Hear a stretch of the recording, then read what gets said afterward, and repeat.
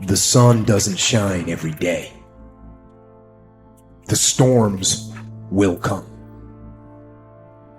There are times when the nights will be long and dark and you will be alone.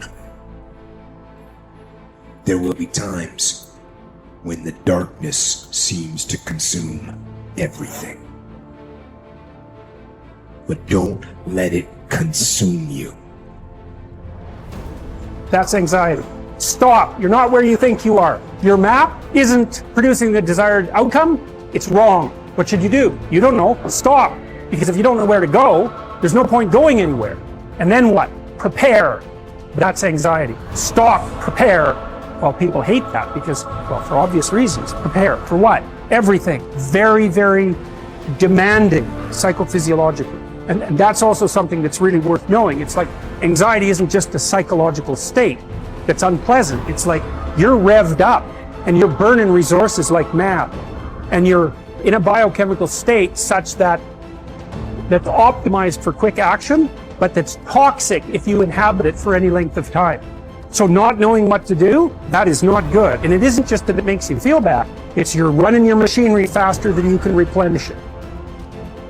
For some reason, there is this facade that life should be full of happiness and without its suffering, which actually makes us suffer even more. Because when we get sad or something bad happens, we do not only feel bad about the thing itself, but we also feel bad because our life is not the way it is supposed to be. Not realizing suffering and sadness is just a part of life, and they're inevitable. Unless you learn your lesson, it will keep hurting. Not only it will never stop, it will also keep increasing the amount, so you won't get used to it. And it doesn't matter how you get knocked down in life, because that's going to happen. All that matters is that you got to get up. You have to get up.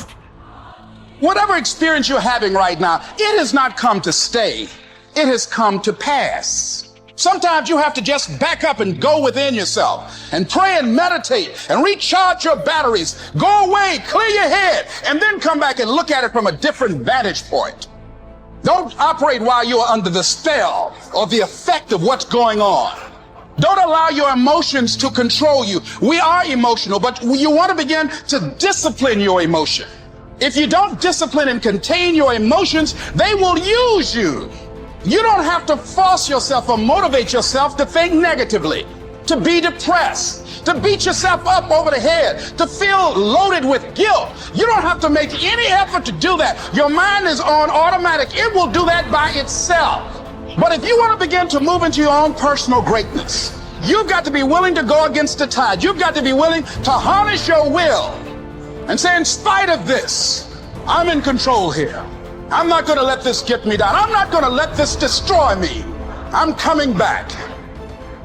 The same situation can either be perceived as a lead ball chained to your feet or as wings growing out of your shoulder blades. How you interpret the challenge is crucial to your success of overcoming it.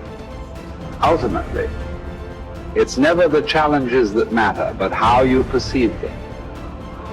If you work at that which is before you, following right reason seriously, vigorously, calmly, without allowing anything else to distract you, but keeping your divine part pure, as if you should be bound to give it back immediately. If you hold to this, expecting nothing, fearing nothing, but satisfied with your present activity according to nature, and with heroic truth in every word and sound which you utter, you will live happy.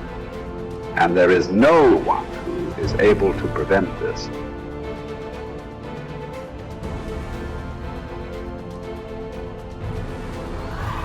We are all bound by this oath to bear the ills of mortal life and to submit with a good grace to what we cannot avoid. So the spirit must be trained to a realization and an acceptance of its lot. It must come to see that there is nothing fortune will shrink from. There's no ground for resentment in all this. We've entered into a world in which these are the terms life is lived on.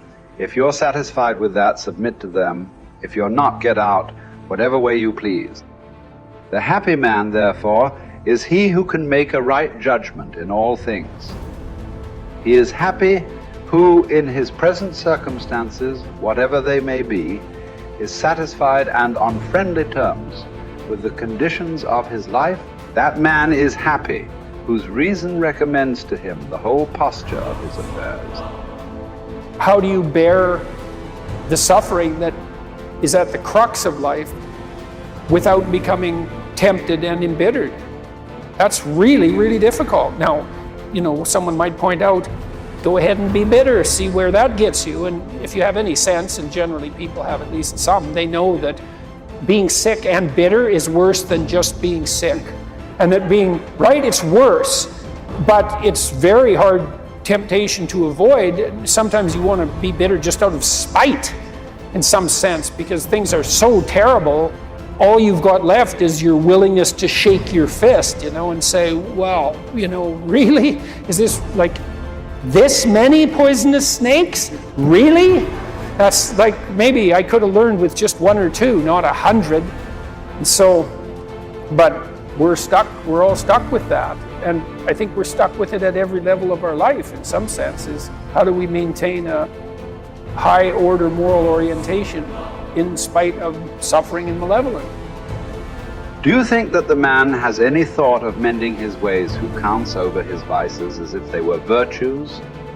Therefore, as far as possible, prove yourself guilty, hunt up charges against yourself, play the part first of accuser, then of judge, last of intercessor. At times be harsh with yourself. Set yourself free for your own sake. Gather and save your time, which till lately has been forced from you or filched away, or has merely slipped from your hands.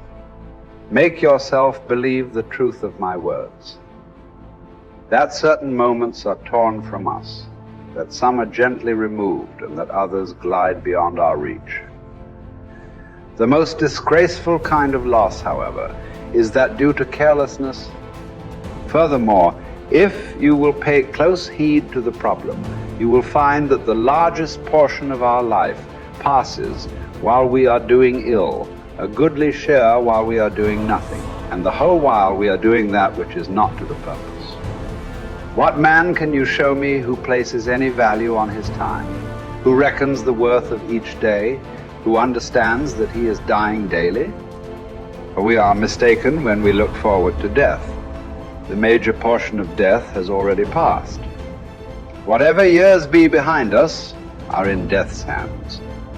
We should not manifest surprise at any sort of condition into which we are born, and which should be lamented by no one, simply because it is equally ordained for all.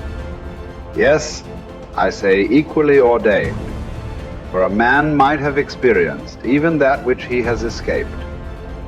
And an equal law consists not of that which all have experienced, but of that which is laid down for all. Be sure to prescribe for your mind this sense of equity. We should pay without complaint the tax of our mortality. If you're looking for certainty, the reality of suffering is certain. I mean, what do you accept as evidence above all else? That's a good question. That's a hard question. But I would say pain is up there. It's very difficult not to believe in the reality of your own pain. It's somewhat easier not to believe in the reality of other people's pain. That's not so easy either, but it's your pain seems to be undeniably real.